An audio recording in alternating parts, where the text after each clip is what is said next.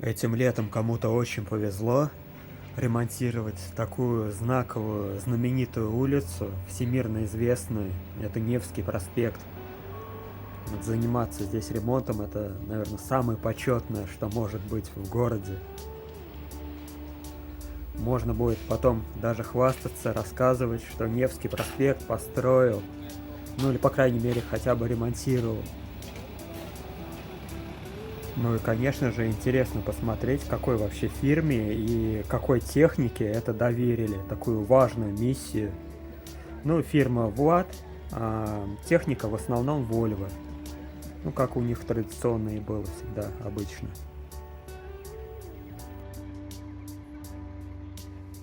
Были и такие моменты с неожиданным ливнем и градом.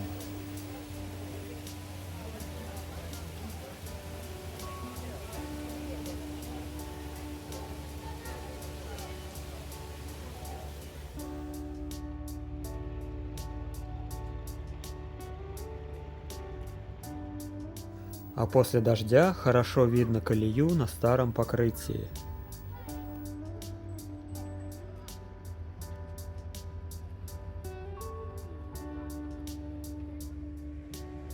Трактор Кейс — это так, для разнообразия хотя бы.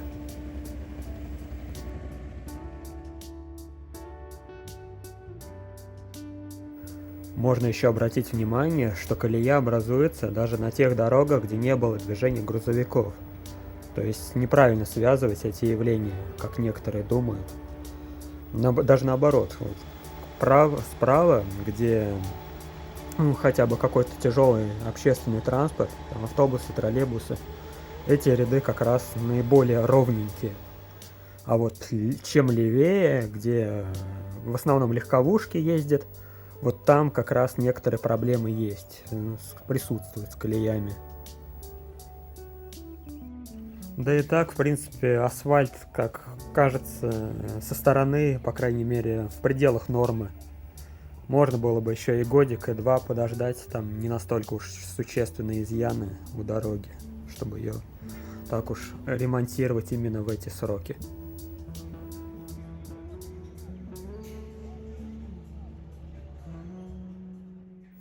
Ретро-автомобили также очень украшают облик города, очень гармонично выглядят на фоне архитектуры. И Тесла, там стиль 70-х, 80-х, угловатый Мерседес старый. Проигрыватели в витринах, пластинки тоже очень, атмосферы добавляют.